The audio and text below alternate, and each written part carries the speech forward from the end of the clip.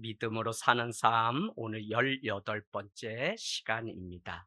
여러분 우리가 수요일 날 나눴던 1절 한 절의 말씀 다시 한번 반복해 보면 이런 거였습니다.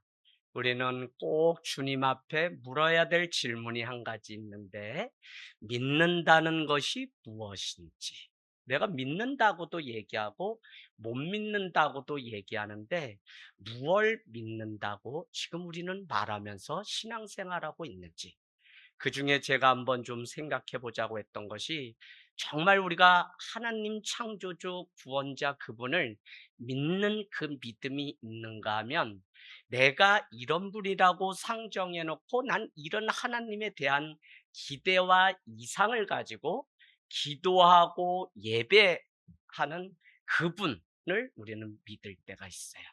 그래서 우리 전자와 후자는 같은 것이 아니라 다르다는 거예요. 그런데 왜 이 말씀을 계속적으로 드리냐면 우리는 지난해 종교가 아니라 복음으로 살자고 했는데 종교에서 복음으로 넘어오는 가장 중요한 것 중에 하나가 상이라는 거예요. 이미지.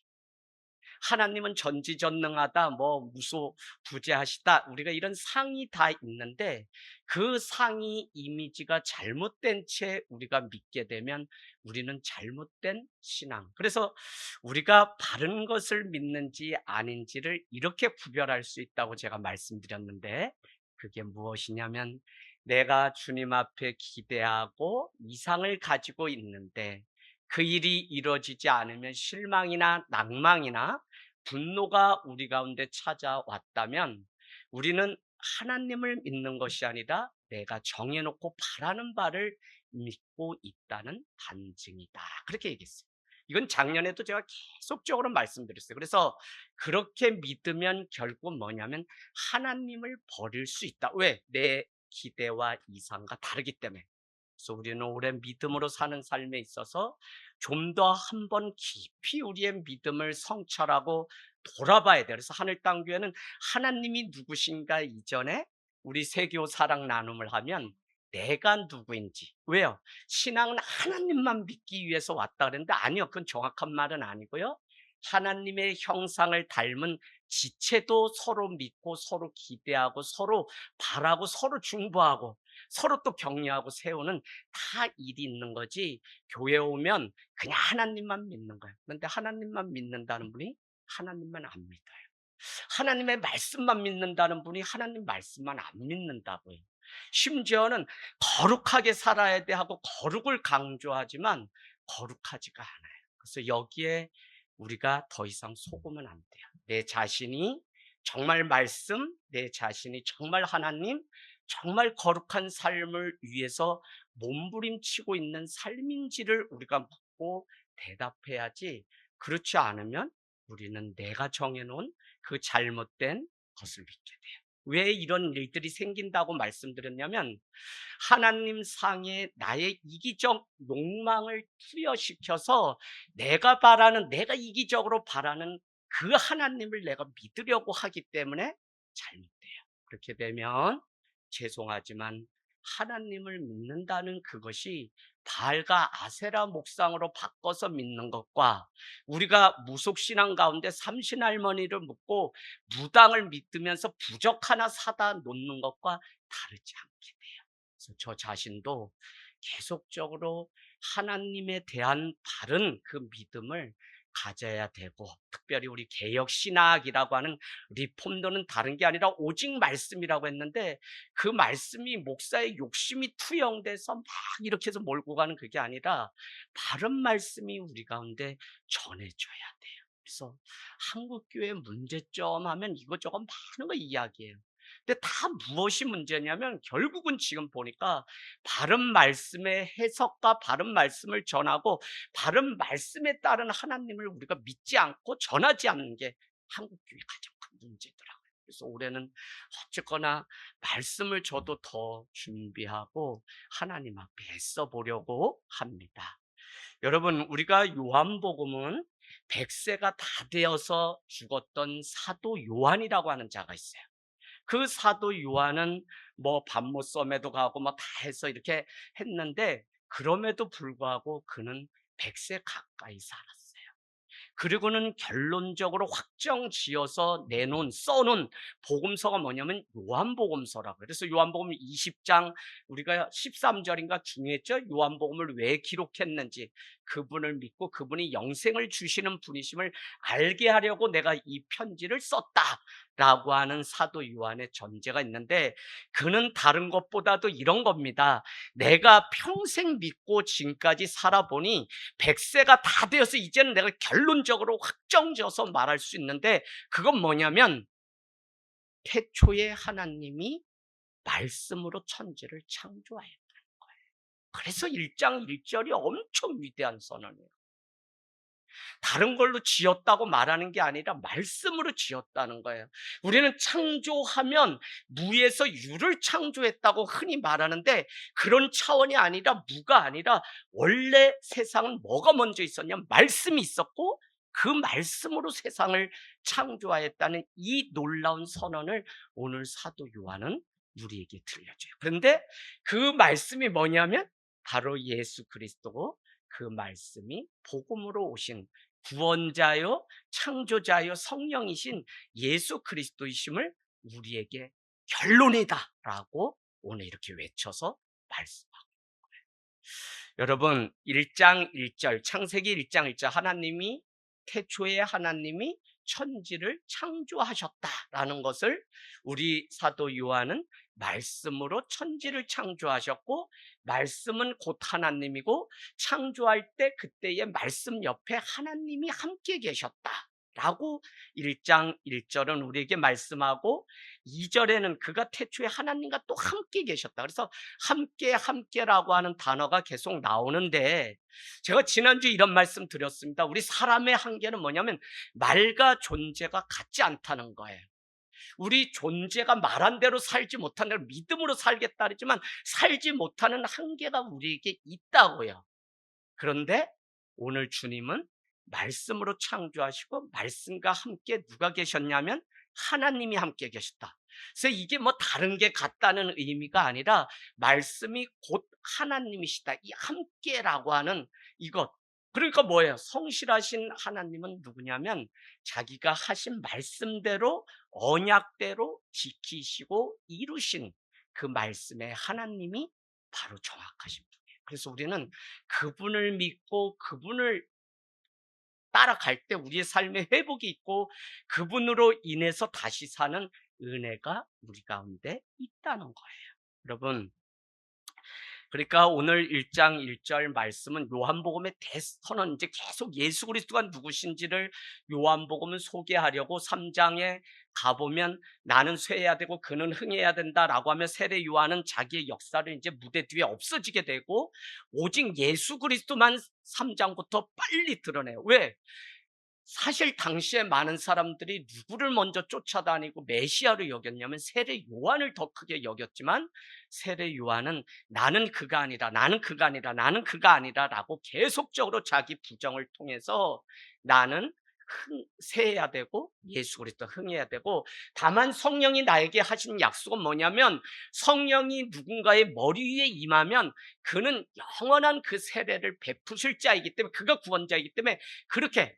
그래서 여러분께 그런 말씀 드렸어요. 세례 요한은 평생 기다리는 자고 성령의 사람. 왜? 그는 성령이 누구의 머리 위에 임하는지를 누구보다도 깨어서 늘 보고 기다렸던 자이다.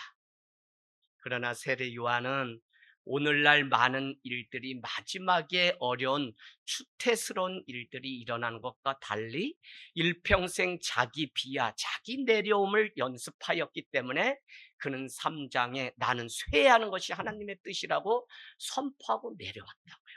그래서 여러분, 세상은 어차피 다 그래. 나중 되면 다 욕심낼 텐데, 나중 되면 다 목사님 그럴 텐데, 나중 되면 다 그런 거지 라고 우리가 계속 스스로 세상을 쫓아가는 말을 하는 것 자체가 믿음이 없는 증거예요.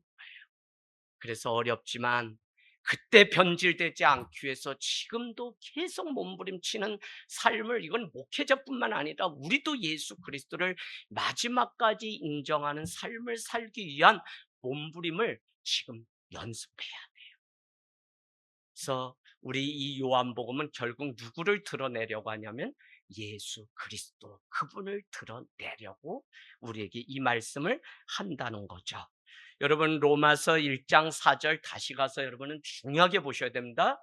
로마에 그리스도인이 있다는 이 이야기를 듣고 사도 바울은 로마에 편지를 보내는데, 내가 지금부터 복음을 말하려고 하는데 그 복음은 다른 게 아니라 아들에 관한 것이다. 아들은 예수 그리스도, 그는 죽었다 사흘 만에 다시 부활하셨는데, 내가 그러므로 이로 말미암아 1장 4절에는 예수 그리스도가 전하신 그 복음을 믿고 순종하게 하려고 이 복음을 우리에게 주었다. 복음이 지금 예수 그리스도의 말씀이기 때문에 이 예수 그리스도께서 오늘 우리에게 말씀하신 이유는 믿을 뿐만 아니라 순종하여서 아브라함이 100세에 그 길을 떠났던 것처럼 우리도 그 길을 갈 수 있게 하는, 그게 뭐냐면 복음이에요. 여러분, 마지막 때 우리가 믿음을 지킨다라고 하는 것은 우리가 막 지켜야지 힘에다가 막 몸에다 힘 넣고 뭐 누가 나 찔르기만 해봐라, 난 오직 예수 오직 예수 그거 나올 거다, 이렇게 연습해서 되는 게 아니라 바로 예수 그리스도의 말씀을 그냥 1.1핵도 틀리지 않고 믿고 순종하는 1장 4절, 로마서 1장 4절. 그래서 복음대로 우리가 살아가는 훈련이 돼야지 이것저것 이제 우리를 지킬 수 있는 건 아무것도 없어요. 그래서 오직 하나님의 말씀, 그게 바로 예수 그리스도라는 것을 우리 요한복음 1장 1절은 우리에게 선포해요. 여러분, 늘 함께 계셨는데 오늘부터 이제 3절에서 5절 나눌 텐데, 3절 우리 같이 읽겠습니다. 시작. 만물이 그로 말미암아 지은 것이 하나도 그가 없이는 된 것이 없느니라. 아멘. 여러분, 우리가 누구죠? 우리가 누구예요? 하나님의 자녀. 그런데 권사님, 본인이 본인을 생각할 때 되게 객관적이고 뭐 이렇게 공정한 편이에요? 어때요? 상대적으로. 이 상대적으로라는 단어를 썼기 때문에 그래도 괜찮은 거예요. 무슨 이야기냐면, 우리 인간은 항상 객관적이지만, 그렇게 말하지만 사실 그렇지 않아요. 저부터도 그래요. 인간의 판단은 최대한 그러려고 할 뿐, 죄로 이미 아담과 하와를 통해 얼룩졌기 때문에 무얼 해도 그 안에는 우리의 생각과 나의 필요에 따른 판단이, 가치가 그 안에 있어요. 그래서 부모가 말씀으로 자녀를 양육하는 것 같지만 자기의 가치와 자기의 그냥 생각을 투영하는 일들이 우리 안에 얼마나 많은지 몰라요. 그래서 여러분, 우리는 우리로는 정죄를 질 수 없는 존재예요. 이해되시죠? 내가 아무리 깨끗하게 살라고 해도 깨끗지 않아요. 아무리 내가 바르다고 말해도 저 사람이 틀리다 그래도 난 바르지가 않다고요. 그래서 여러분, 결론이 무엇이냐면 밖으로부터 나를 객관적으로 보게 하는 무엇이 필요해요. 그게 무엇이냐면 오늘 요한복음은 말씀이라고 합니다. 말씀의 거울에 나를 비춰보지 않으면, 예수 그리스도의 빛이 나의 인생 가운데 비치지 않으면 아무리 말을 해도 내 살아온 습관과 경험으로 그것을 평가하고 말할 뿐이지 객관적이지가 않아요. 빨리 이걸 알아요. 자, 그런데 이게 왜 중요하냐면 오히려 밖에서 무엇인가를 통해 나 자신을 봐야 하는데, 그러려면 우리는 어떤 존재가 돼야 되냐면, 나는 완벽하지 않고 난 늘 부족하고 나는 늘 무언가로부터 도움을 얻어야 되는 그런 존재라고 하는 겸손함이 우리 신자 한 사람 한 사람, 저를 비롯해 다 있게 되면 거기에 하나님의 나라가 임하게 돼요. 근데 우리가 겸손함을 잃게 돼요. 기준이 나로부터 시작하기 때문에 내가 보기에가 늘 되기 때문에 인간의 이 세상은 늘 싸움이 있고 인류의 평화가 올 수가 없어요. 여러분, 신앙생활이 우리 삶과 무관하게 자꾸 생각해서 난 교회 와서 기도만 하고 믿으면 된다고 하지만, 사실은 로마서 1장 22절 23절에 너희가 이와 같이 다투는 그 이유는 피조물을 조물주보다 더 경배하기 때문이다. 그 구절이 있어요. 로마서 1장에. 그 얘기는 뭐냐면 창조주 하나님의 생각과 그분을 경배하는 그 마음으로 기준을 삼아야 되는데, 우리는 때로는 조물주인 나 자신, 어떤 세상에서 배운 지식, 이게 먼저 기준이 되어서 우리는 늘 평가하고 하기 때문에 하나님의 말씀 앞에 산다 그러지만 한 번도 살지 못하는 사람이 너무 많다. 요새 그냥 오산 위에서 계속 기도해요. 어느 때보다도 강력하게. 하나님, 우리 이 오산이 오산되지 않아야 되는데, 다 오산에 제 주변에 있는 사람도 오산은 이제 별 볼 일 없다 그러고 광교 동탄으로 싹 많이 가요. 저도 여기 오산에 와서 아이들 축구 때문에 만난 부모님부터 많은 분들 알고, 제가 그래도 어떻게 뭐 이렇게 하려고 많은 분들 하는데, 다 교회를 어디 다니시냐 그러면 코로나 이후에는 다 동탄으로 다니신다 그래요. 아니 여기 다니시고 여기 좋다 그러시더니 어떻게 된 거예요? 근데 다들 막 그래요. 야, 이 한 도시가 거룩한 주님의 빛이 임해야 되는데 벌써 그런 때가 되었구나 하는 마음에, 다른 어떤 것보다도 우리 교회가 올해 부흥돼서 영적인 일들을 감당하기를 원하는 것은, 여러분 정말 믿음으로 살아서 믿음으로 산 자만 남게 되는데, 그 일들을 우리가 보거나 지금 깨어서 보지 않으면 이 도시는 금세 어둠으로 잠식하는 일이 얼마나 빠르지. 그게 뭐야? 다 가치나 기준이 세상적으로 바뀌게 돼. 이미 우리 아이들 양육하기 우리가 어려운 것처럼 바로 그렇게 됩니다. 그래서 여러분 정말 주여 주여 하는 탄식하고 외치는 이 기도가 얼마나 어느 때보다도 많은지 몰라. 그 일을 위해 중직자가 세워지고 그 일을 위해서 우리를 불렀다는 이 사실을 여러분 놓치지 마셔야 돼요. 여러분, 오늘 죄된 자기 욕망과 이기심 가운데 우리는 살 수밖에 없기 때문에, 아무리 거룩하고 아무리 객관적이고 공정하다고 해도 그거는 말뿐일 때가 너무 많아요. 그래서 빨리 나 자신의 연약함을 우리가 보지 않으면 하나님을 믿는 것이 아니라 나를 무너뜨리지 않고 나 자신을 지키기 위해서, 때로는 내 자신이 욕먹는 그게 인정의 욕구 때문에 우리는 하나님을 보지 못할 때가 많아요. 그런데 하나님은 누가 만나냐면 내 자신이 다 드러나고 내 문제가 다 드러나고 나는 형편없는 존재라는 사실을 인정할 때 온전히 우리는 하나님을 믿는 것이지, 성경이 여러분 그냥 하나님 믿으면 다 잘 돼요라고 언제 그랬어요? 고난도 받고 핍박도 받고 좁은 길도 가지. 그거를 왜 외치질 않냐? 그걸 믿어야 돼. 여러분, 그래서 우리에게 믿음이 필요한데, 여러분은 자기 자신을 객관화할 수 있는 장치를 가지고 있습니까? 이게 없으면 우리는 늘 하나님을 믿는다고 하지만 어리석은 일을 범하면서 살아갈 뿐인데요. 그 어리석음은 날마다 혈과 육의 싸울 뿐이고, 다 싸우고 나서 결론은 무엇이냐면 영적인 싸움이 아니라 허공에 내가 주먹질하면서 헛된 세월을 보내면서 일평생 살았구나라고밖에 우리는 말을 못해요. 그 가장 대표적인 게 뭐냐면 집사람하고 아내랑 부부가 싸우는 일이에요. 싸워서 결론이 있는 적이 있어요? 누군가 죽기 시작하고 누군가는 참고 인내하고 믿음 가운데 성화되고 그 가운데 이게 좀 더 배려하고 그러는 거지, 10년 전만 해도 우리 막 티크티크가 얼마나 그냥 팽팽하게 안 바뀌어요. 자, 그래서 우리는 그 안에 갇혀서 살 것이 아니라, 내 안에 갇혀서 살 것이 아니라, 우리는 늘 내가 지금 무엇을 믿고 무엇을 쫓아가고 있는지를, 오늘 밤에도 우리는 기도할 때 무엇을 위해서 기도해야 되는지를 잘 보고 우리는 강구하기를 원해요. 그래서 늘 경계해야 되는 것이 밖에 있는 그것이 아니라 나를 비출 무엇인가가 있는가. 나를 비추는 그것은 어 스스로 있는 존재여야 되지, 종교들이 말하는 나보다 도가 더 높아서 뭐 원효대사가 뭐 부처가 이래서 따라가 본들, 그 사람도 죄인이고 그 사람도 문제가 있기 때문에 그런 것으로 날 비춰봐야 조금 그냥 교훈을 얻을 뿐이지 답은 없어요. 그러면 스스로 있는 자, 우리의 경험과 생각에 갇히지 않는 그분이 누구냐면 바로 예수 그리스도 창조주 하나님이에요. 여러분 정말 속지 마세요. 이게 맞다 틀리다 이거는 선악과를 먹은 결과지, 사실은 그냥 내가 지금 믿음 가운데 하나님의 은혜를 바라보고 있는지 없는지를 우리는 잘 보셔야 돼요. 뭐랑 내가 지금 싸우고 있는지. 이게 안 되면 우리는 헛된 것 싸우게 돼요.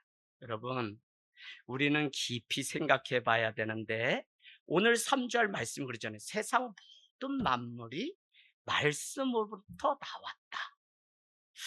우리는 창조를 말할 때 무에서 유를 창조하였다 그러지만, 엄밀히 말씀드리면 사실 무에서 창조한 것이 아니라 말씀에서 시작되었다.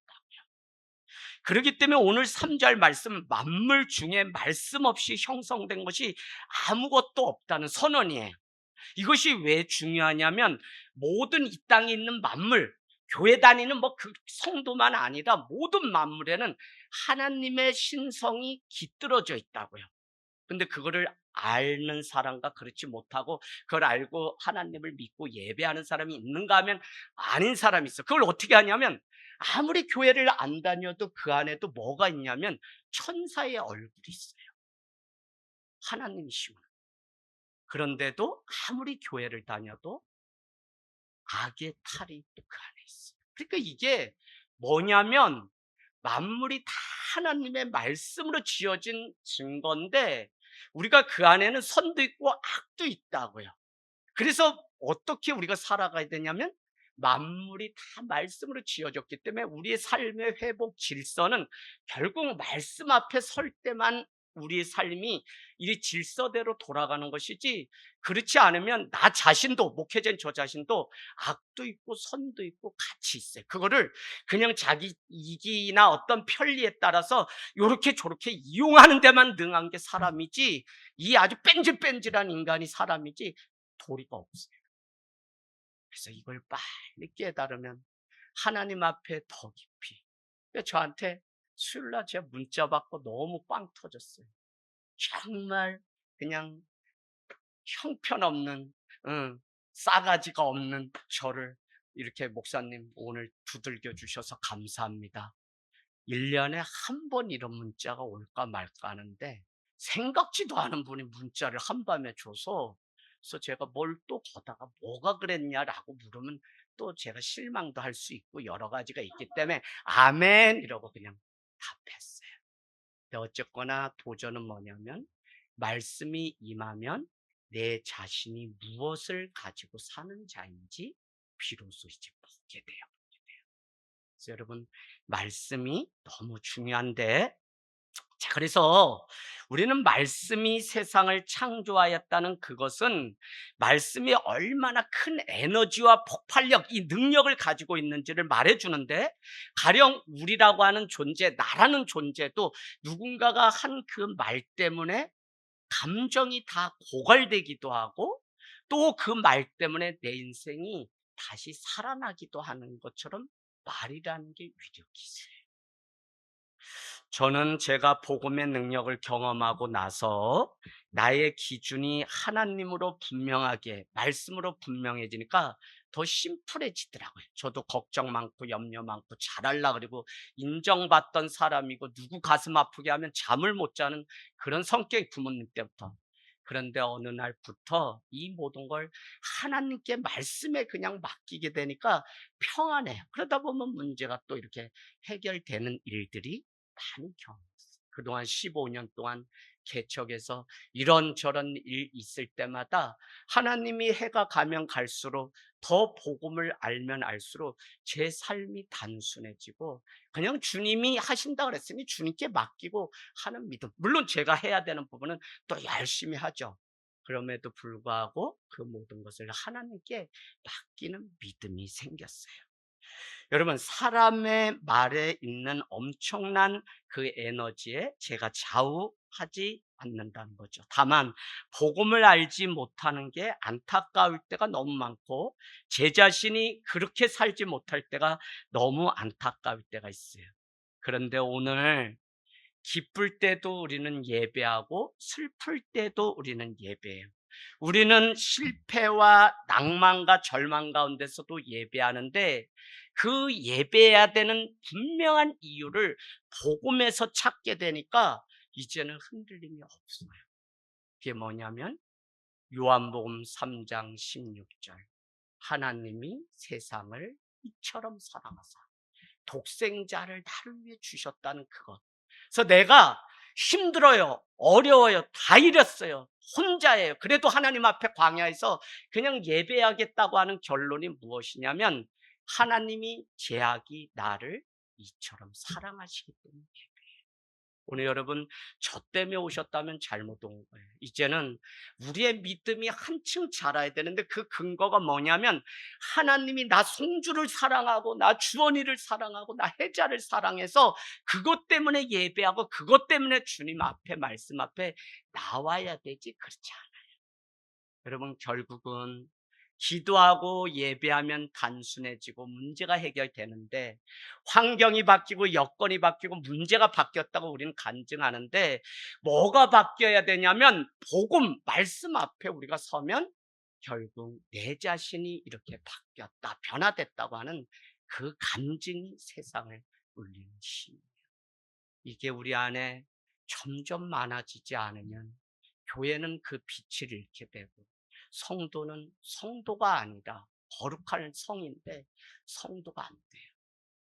정말 가슴 아픈 건 뭐냐면 교회가 거룩한 무리라고 불러서 성도라고 했는데 우리가 정말 그 성도의 삶을 위해서 날마다 달려가고 있는지를 물으면 점점 세상이 악하고 어둠이 찾아와서 관심들이 거기에 있지 않고 예수 그리스도를 닮아가는 데 있지 않고 오늘날 많은 교회가 자기의 편리와 이익을 따라 하나님을 예배하고 안 할 뿐이지 이제는 교회도 세상과 별반 다를 바가 없어지는 이게 마음 아파요.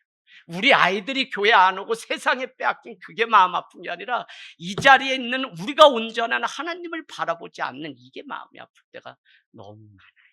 여러분 오늘 우리는 그분과의 만남, 그게 예배고 그걸 빼앗길 수 없기 때문에 오늘 예배하고 있습니다. 그런데 그 말씀으로 세상을 창조하였고 엄청난 능력이 있는데 하나님의 말씀이 우리 안에 기쁨도 창조하셨고 하나님의 말씀이 우리를 평강으로도 이끄시고 하나님의 말씀이 내 인생 가운데 제대로 들어오면 우리가 달라지는 삶을, 그러면 시야가 달라지고 해석이 달라지고 마음 씀씀이가 달라지고 관계 맺는 방식이 달라져서 이 복음이라고 하는 것은 그냥 우리가 듣는 게 아니라 내 삶을 바꾸는 실제적인 것이지 교회만 와서 성경책 피는 그게 아니더라고요. 여러분 한 주 여러분 삶 가운데 정말 말씀이 날마다 펴져서 이 말씀대로 살아가려고 몸부림치는 이게 있어야 돼요. 우리 권사님이 막 CTS고 뭐 방송 보시다가 좋은 말씀이 있으시면 새벽 3시, 4시고 막 깨세요. 그러면 그냥 3시고 4시고 문자를 저한테 이렇게 넣어주세요. 그러면 아침에 쭉 읽어보면 얼마나 은혜가 되는지. 권사님이 받은 그 말씀에 능력 있고 힘이 있으니까 저에게도 전해주시면 그게 능력이 되고 힘이 돼요. 근데 그 밤에도 막 하나님이 얼마나 역사를 해놨는지 목사님 CTS에 누구 도라고 이렇게 됐는데 목사님 밤에 3시에 물 드시러 일찍 초저녁에 잠들었다 3시에 깨가지고 그 TV 틀고서 거기서 저 사람도 물도 못 먹고 우물 파줘야 되는데 목사님 그거 나 많이는 못하고 5만 원이고 10만 원이고 하면 그거 어떻게 이렇게 계좌번호 좀 찾아내 살 수 있나요? 그래서 내가 방송 본부장한테 전화해가지고 새벽에 나왔다는데 그 계좌번호 좀 알려주세요. 그래서 최근에 그곳에 보내드렸어요. 여러분 하나님의 일은 역사는 새벽이고 밤이고 은혜가 있고 말씀이 임하면 막 일어나는 거예요. 제 무슨 뭐 굿네이버스라고 하는 최고 큰 NGO에 제가 뭐 이사 자격이 있어요. 한 번도 가보진 않았지만 40대 때 해달라고 해서 이제 이렇게 이름만 넣어 있는데 이번에도 뭐 필리핀 어디 막 간다는데 한 번도 저는 뭐 안 가죠. 근데 중요한 거는 무엇이냐면 그 어렸을 때 개척했는데 우리 막내 아들이 학교에서 굿네이버스의 그 책자 영상을 보고 그곳에서 가장 센 3만 원을 월 약정을 하고 온 거예요. 그래서 그날 "아 용년아 네가 정신이 있네 없네. 아빠는 인제 개척을 해서 쌀이 떨어졌는데 네가 우리를 먼저 불쌍히 여겨야지 무슨 아프리카까지 네가 불쌍히." 그래 가지고 여러분 그때 그 아이가 한 거를 지금까지 뭐 거의 20년 이상을 계속 넣다 보니까 어느 날 갑자기 누가 추천을 해서 굿네이버스에 이사를 해 달라. 그래서 제가 가서 그 회장님 앞에서 이 간증을 했더니 "목사님이야말로 정말 굿네이버스 가족이었네요." 이러세요. 하나님의 예정하심, 일하심. 아마 하나님이 주신 마음 때문에 그 일들을 했을 텐데 참 놀라워요.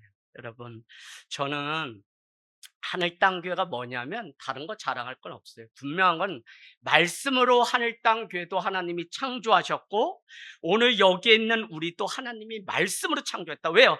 3절에 보니까 이 땅에 있는 모든 만물이 그로 말미암아 창조되었다는 거예요. 그러면 우리도 말씀으로 창조된 거잖아요. 그러니까 말씀 가운데 나갈 때 그 진리를 깨달을 때 거기서 오는 그 기쁨과 감사가 얼마나, 더구나 요한복음, 요한계시록, 로마서, 히브리서는 아끼고 아꼈다가 때가 되면 이제 전해야지 하다가 올해 이제 드디어 전하는 말씀이기 때문에 저 자신도 어렵지만 이 안에 깊은 샘이 있어요. 그러니까 파고 파고 또 보고 또 보면 그 안에 주옥 같은 그 하나님의 말씀, 그래서 이 요한복음이 계속적으로 연결이 막 7장 12장 막 계속 찾아서 연결시켜 드릴 때가 있을 텐데 너무 재밌어요.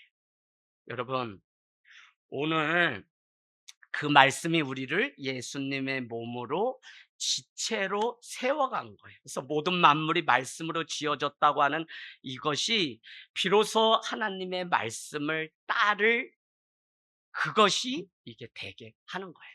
이 말이 무엇이냐면 하나님이 지으신 목적대로 하나님이 지으신 그대로 우리를 이끄는 것이 바로 하나님의 말씀이에요. 그래서 우리는, 저는 제아기는 제아기가 되고 여러분은 여러분이 되고 해자는 해자가 되게 하는, 그게 뭐냐면 오늘 1장 3절은 말씀이라는 거예요.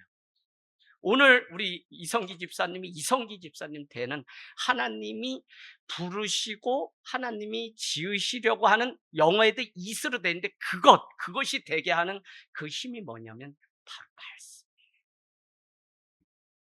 그러니까 우리가 다른 것으로 내 삶을 자꾸 회복시키고 인정받으려고 하는데 사실은 하나님의 말씀이 내 가운데 차고 그것이 내 삶을 이끄는 경험들을 하게 되면 우리는 다른 데 빠지지 않고 주의 말씀. 그게 어디에 나왔어요?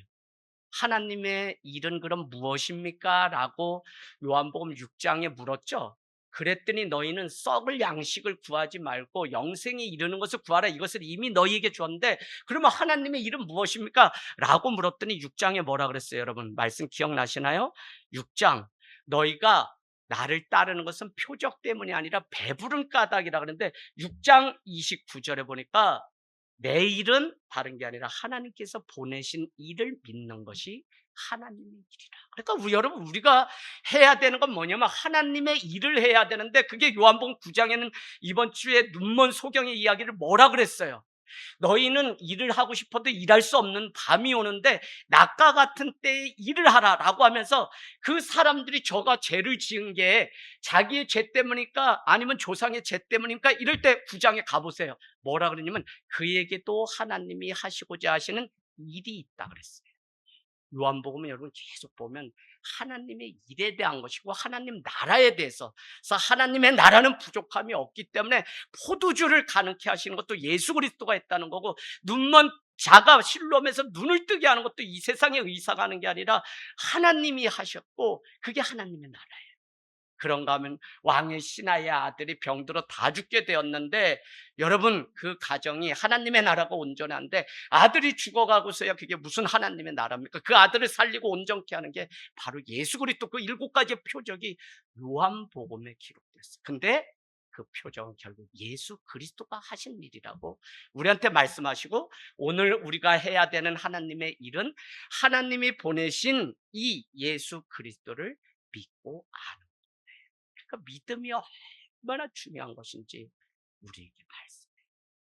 여러분, 자, 그래서 우리는 말씀 안에 생명이 있다는 이 사실을 알아야 되는데, 하나님은 그럼 무엇을 위해서 만물을 지으셨습니까? 4절 말씀 가보세요. 같이 읽습니다. 시작. 그 안에 생명이 있었으니 이 생명은 사람들의 빛이라. 그러니까 말씀으로 왜 세상을 창조하였는지를 4절은 뭐냐면 생명과 빛을 위하여 말씀으로 창조하셨다는 거예요. 말씀이 생명을 불러일으키는데, 그 말씀 자체, 말씀 우리가 선포해서 거기에 생명이 있는 게 아니라 이미 하나님의 말씀은 그 말씀 안에 생명이 있어요. 치유가 있어요. 그래서 어떤 사람은 이 말씀 보다가 병이 고치고 암이 떠나는 일들이 있다고 간증하는 것을 우리가 들으면, 말씀을 읽었기 때문에, 백독했기 때문에, 그것보다는 그 말씀 자체에 이미 생명이 있고 그 안에 빛이 있어요. 근데 그 본질은 뭐냐면 생명과 빛은 사랑으로 흘러가게 되어 있어요. 그래서 정말 말씀이 있고 내 안에 생명이 있고 빛이 있잖아요. 그러면 그 사람은 사랑하지 말라 그래도 미움을 밀어내고 사랑을 하고, 5절은 뭐라고 얘기하냐면 내가 이 사실을 말해도 사람들은 알지 못하지만 사실은 나는 빛을 전하려고 왔다라고 하는, 그러면 어둠을 몰아내고 빛 가운데 나가게 돼 있어. 뭐가 있으면 말씀이 우리를 생명과 빛을 창조하시고 흘러가게 하시려고 말씀으로 우리를 창조하신 이 원리를 알면 우리는 계속 생명과 빛 가운데 거하는 삶을 살아요. 음, 그렇기 때문에 시편 119편의 49절 50절에 그 전쟁 중에 있었던 다윗은 다른 것을 고백하지 않고 주의 종에게 하신 말씀을 내가 다시 기억하게 하소서, 주께서 내게 소망을 가지게 하셨나이다. 왜? 이 말씀은 나의 고난 중의 위로라, 주의 말씀이 나를 살리셨기 때문이라 라고 고백합니다. 여러분, 말씀이 위로가 되고 말씀이 자신을 살렸다고 오늘 고백하고요, 그 말씀을 가까이 하면 말씀 환난 가운데 위로가 되고 소망이 되고 우리를 살리는 능력이 돼요. 그러나 그 가운데 생명이 없는 증거는 바로 말씀과 멀리 떨어지는 삶을 택해서 살아요. 그래서 여러분, 말씀 안에 생명이 있기 때문에 우리는 어느 때에도 말씀, 제가 이 길을, 이 목회자가 된 거 간증하였지만 사실은 저는 강릉 잠수함 사건 가운데 참호 속에서 이 주머니에 있던 포켓 성경 그걸 펴서 읽는데, 로마서 5장 8절 말씀, 하나님이 제 아기를 얼마나 사랑하시는지 그 독생자 예수 그리스도를 주심으로 그 사랑을 확증하셨다는 그 말씀이 얼마나 눈에 그 가을에 위기 가운데 크게 보였는지, 변하지 않는 나를 위해서 그 사랑을 확증하기 위해서 아들까지 주신 그 사랑이라면 여기에 내 인생을 걸어야지라고 하는 분명한 부르심이 있었어요. 여러분, 바로 말씀이 우리를 세워요. 그래서 말씀 안에 생명이 있고 그 말씀이 만물을 지으시고 그 만물의 생명이 밖으로 흘러 넘치게 되면 결국 그게 뭘까요? 생명이 밖으로 흘러 넘치게 되면 뭐가 될까요? 오늘 말씀대로 보니까 빛이 돼요. 우리 안에 생명이 막, 예수 그리스도의 생명이 있으면 그 사람은 어디에 가든지 빛을 드러내요. 그래서 너희는 세상의 빛이라, 저기 등경에 감춘 것이 없다는 거예요. 다 빛이 비치면 이 뭐 마르고 어디고 있는 거 감춰놓은 게 다 드러나요. 우리가 예수 그리스도의 빛이 내 인생 가운데 온전히 들어와야 되는 이유는 더 이상 숨길 것도 없고 우리가 거짓됨도 없어야 되는 게 뭐냐면, 그 빛이 나를 오면 나는 여러분 견딜 수가 없어요. 이게 다. 그런데도 수치가 아니라 행복하고 자유하게 돼요. 여러분, 우스갯소리지만 교회를 전도하려고 누님이 그렇게 저를, 그런데 교회를 가고서 제가 간증을 턱턱 나와서 하는데, 누나가 우리 집은 3남매입니다 라고 교회에 거짓말을 해놓은 거예요. 근데 어느 날 내가 교회 가니까 8남매입니다로 둔갑하니까 목사님이고 누가 다, 아니 그러면 동생도 있어? 뭐 몇 번째 이니까, 누나가 그날부터 불편하니까 넌 신학교 절대 안 돼. 너 교회 일주일에 한 번만 가라. 그것도 내가 도저히 안 돼서 난 가야 된다고 막 가니까, 그때는 누나가 오히려 교회 안 간다고 카레라이스 해주고 다 토해내라고 가방 던지고 막 이랬는데, 그래서 제가 시골에 갔다가 결국은 다시 와서 교회를 이제 다니는 계기가 고3 때 있었는데, 결국은 교회 자꾸 다니려면 너 집 나가라고 던져가지고 이게 완전 바뀌더라고요. 지금 보면 그 일이 너무 재밌어요. 왜? 미쳤다는 거야. 너무 미쳤다. 그 다음에 우리 가정에 숨기고 싶은 게 너무 다 드러난다. 누나, 수가성의 여인도 남편 여섯도 자기 게 아니니 다 드러났는데 뭘 우리가 숨기냐, 가족이라면서. 내가 그렇게 했더니 그 당시에도 누나는 그런 거를 허용을 안 했어요. 그래서 잘 정리된 게, 예, 우리 권사님이나 올 수 있지, 아직도 누님이랑은 못 와요, 못 와요. 여기 오면 자기 자 다 드러나니까 못 와요. 아무나 여기 오는 게 아니에요. 교회 공동체가 된다는 게, 그리고 솔직히 말해서 가족이라고 우리가 말하는데 정말 추상적으로 그냥 가족이 아니라 무슨 일이 권사님에게 있는지 이게 다 나눠지는 게 가족이고, 더 나가서 뭐 식구 공동체냐, 식구할 때 이게 뭐예요? 이 입구자가 세 개가 있는 거잖아요. 밥을 먹는 공동체. 밥 먹는 일이 쉬워요? 가족이니까 가족이지. 여러분, 오늘 말씀이 내 안에 흘러오게 되면 그것이 차고 넘쳐서 어둠을 내쫓게 돼요. 결국 하나님은 말씀으로 이 인간을 지으셨는데 그 안에 있는 생명이 흘러 넘쳐서 빛이 되게 하셨어요. 그래서 항상 생명은 흘러가게 돼 있고, 빛과 생명은 바로 이 사랑을 통해서 세상 가운데 드러나게 돼 있어요. 그래서 빛이 오고 생명이 오게 되면 미움이나 분노를 밀어내게 되고 어둠을 밀어내게 돼요. 그래서 여러분, 주님을 만나서 인생이 바뀌어서 주님 앞에 나온 자들이 다 뭐냐면, 자기 가문에 있던 그 어둠, 도저히 해결할 수 없었던 그 어둠이 예수의 이름으로 떠나는 일을 경험. 아이, 감추고 싶은 거 있지. 나도 내 인생의 오점 드러내고 싶지 않은 거 여러분 있을까요, 없을까요? 있어요, 저도. 그때 잘못된 선택 때문에 후회되는 일도 있고 다 있어요. 그런데도 주님을 그 빛 가운데 나오고 그분이 용서하시고 다 품어주니까 그 빛 가운데 나감으로 인해 생명을 누리는 이 경험까지 갈 수 있다는 게 얼마나 큰 축복인지 모른다는 것입니다. 여러분, 그렇게 어둠 가운데 살아야 되는 자가 빛 가운데로 옮겨지고, 미움 가운데 살아야 되는 자가 사랑을 선택하는, 그게 신자의 영광이고, 하나님은 그 가운데 이 교회를 축복하세요. 그래서 그러려면 우리가 이 믿음이 자라야 돼요. 그러려면 우리가 주님 앞에 말씀으로 다시, 만물을 지으신 것이 말씀으로 다 되었다 그러니까 말씀 앞에 다시 서기를 원합니다. 여러분, 정상적인 삶은 말씀으로 지어질 때만 가능하죠. 그래서 세상의 빛이 내 속에 들어와서 세상으로 흘러갈 때, 생명의 빛이 내 속에 들어와서 세상으로 흘러갈 때 그곳에 하나님의 영광이 있습니다. 이걸 알지 못하기 때문에 사람들은 선악과를 먹고 죄 가운데 나갔어요. 그래서 빛을 등지고 어둠을 선택하게 됐고, 사랑을 등지고 미움을 선택한 거예요.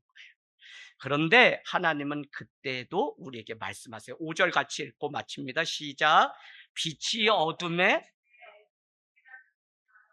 예, 깨닫지 못했다는 거예요. 여러분, 이렇게 써놓으실래요? 원어를 뭐냐면 이기지 못한 거예요.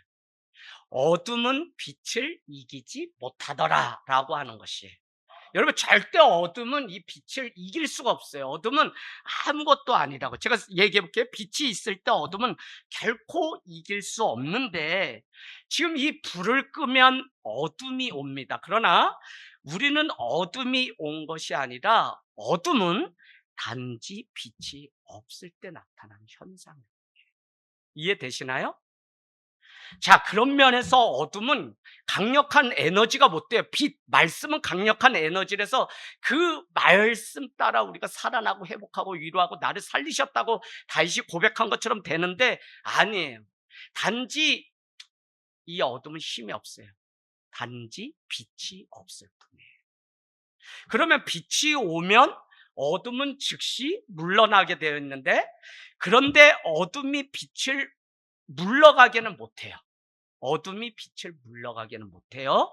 따라서 어둠의 모든 활동력은 오직 빛의 유무에 따라 어둠도 되고 빛도 되는 거지, 빛 자체가 무슨, 어둠 자체가 무슨 능력이 있어서 어둡게 만드는 능력은 전혀 없어요. 빛으로 우리를 말씀 가운데 초대했어요, 성도들을. 그러면 이 빛이 있으면 우리는 빛된 삶을 사는데, 우리 마음 가운데 순간 어둠이 오는 것은, 어둠이 사단이 마귀가 우리를 그랬다, 그렇게만 여러분 생각하면, 물론 결론적으로는 그런 건데, 우리는 그 전에 뭘 생각하냐, 내가 빛을 잃었구나, 빛을 빼앗겼구나, 이걸 빨리 알아야만 내가 무엇을 다시 돌아서고 어떻게 믿음의 회복을 해야 되는지 우리는 알게 되지. 사단이 새끼, 마귀 새끼가 나를 공격해서 나를 이렇게 했다고만 하면 계속 우리는 뭐 그냥 고개 흔들면서 밤새도록 기도해서 마귀 새끼 쫓아야 되는데, 그 마귀가 안 갔다네 봐요, 많은 사람들 얘기가. 왜요? 여기에 여전히 어둠이 있는데 이거를 빛으로 채워서 몰아내야 되는데, 우린 자꾸 다른 외적인 게 우리를 했다고만 너무 단순하게 도구화시켜서 우리는 믿는 경향이 있어요. 종교가 그래요. 그래서 바리새인들은 율법, 정결, 예식했기 때문에 나는 의롭다고 하는 그거에 빠졌기 때문에 그들은 구원을 받지 못하니까, 예수님이 와서 너희 그걸로 구원받을 수 없어, 그건 종교야, 너에게 이렇게 하면 비둘기 잡아서 드리면 그냥 너희 죄가 다 없어진다고 말하는데, 그 방식으로는 안 돼, 오직 예수 그리스도의 보혈로만 돼라고 계속적으로 복음이 우리에게 말씀한다고요. 근데도 사람들은 그냥 종교적인 삶을 자꾸 택하는 이유가 뭐냐면, 그냥 그거 하면 내가 위로가 되고 안도가 되고 뭔가 한 것처럼, 바벨탑을 다 쌓아서 하늘에 단 것처럼 스스로 착각하려고 하는 욕심이 우리 안에 있기 때문에. 그리고 제가 지난해 복음 얘기하면서 종교 얘기했어요. 종교적으로 살지 않았다 그래도 우리의 종교적인 내면 감춰진 신을 들춰내는데 여러분이 편할 리가 있겠어요? 저도 책을 읽으면서 얼마나 내가 어머니를 못 믿고 어머니를 따라가고 아버지를 늘 쫓고, 물론 향수병이 있어서 그랬는데, 어느 날 사랑도 우상이라는 그 챕터에서 나는 내가 부모를 너무 사랑한 까닭에 유학도 못 가고 뭐도 못 가고, 장남이 문제가 아니라 내가 부모를 너무, 부모님이 나를 의지한 게 아니라 내가 부모를 의지하고 나 없으면 못하겠다 못하겠다 이러다가 부모님이 갑자기 돌아갔을 때 한동안 제 삶 가운데 멘붕이, 여러분, 신앙으로 믿음으로 살고 종말론적으로 우리가 산다고 다 고백했지만, 물론 부재의 고통은 가장 커요. 있어야 될 분이 없는 게 가장 커요. 그럼에도 불구하고 제 안에 상심이 너무 된 저 자신을 봐요. 여러분, 바로 그러기 때문에 이 말씀을 드리고 이제 마치려고 하는데, 그게 뭐냐면, 우리 가운데 어둠을 몰아내기 위해서 어둠을 연구하고 어둠에 집중할 필요가 전혀 없다고요. 왜? 우리 가운데 빛이 오면 어둠은 힘이 없기 때문에 자동적으로, 우리 가정에 빛이, 예수 그리스도의 빛이 오면 물러간다고요. 그래서 내가 이게 종교입니다, 이게 종교입니다, 여러분 이거 끊읍시다 계속 얘기하면 여러분 다 정죄받고, 내가 종교적인 삶 살았나 이렇게. 저도 여러분 지난 1년을 그 고민 속에, 어떤 사람이 예배를 드리고 가서 목사님 저희의 지난날의 그 신앙생활이 다 종교적이라서 다 그러면 잘못된 삶인가요? 하고 저한테 장문에 또 편지가 왔어요. 그래서 제가 무슨 생각을, 그럴 수 있겠다. 내가 얘기하는 것도 어떤 면에서 바리새인처럼 또 얘기하는 게 돼. 그래서 하나님께 기도를 하는데, 야 이씨, 무슨 종교니 뭐 이런 얘기를 못하래. 종교 일만 얘기하고 복음 두 얘기하면 되지. 어둠 일 얘기하고, 어둠이 있다는 거 일 얘기하고, 어떻게 해요? 빛을 90% 얘기하면 되지. 그래서 여러분, 말씀의 에베소서 끝에 이런 말씀이 있어요. 너희는 마지막 때 마귀의 관계를 능히 대적하라. 그러면서 전신갑주를 소개하는데, 마틴 루터는 설명해 놓기를, 하나님이 이 땅의 주인이시고 모든 것을 해결하신다고 우리는 고백하면서도 1%는 어둠이, 마귀가 우리를 늘 공격한다는 것을 잊지 말라. 그렇다해서 우리가 마귀 때려잡기 위해서, 우리가 우리 교회 거룩해지기 위해서 이단 때려잡냐고 이단 연구 이래가지고 세상이 바뀌는 게 아니라, 바로 참된 복음이신 예수 그리스도를 온전히. 여러분, 정말 주님이 만물이 우리를 창조, 그래서 우리에게는 빛과 생명이 왔는데, 빛과 생명이 오면 끝까지 사랑하는, 그 사랑이 하나님의 일 같아요. 그래서 여러분, 할 수만 있으면 그냥 힘을 다해서 사랑을 선택해서 늘 빛 가운데 그래서 여러분의 말이 힘이 있어서 말 한마디도 조심하고 겸손함으로, 또 실족한 영혼 있으면 또 사랑하고 기도하고 세워가는 게 우리의 일이지. 우리가 할 수 있는 건 없어도 우리는 늘 서로를 세우는 일만 고민하면 다 세워지는 역사가 있습니다.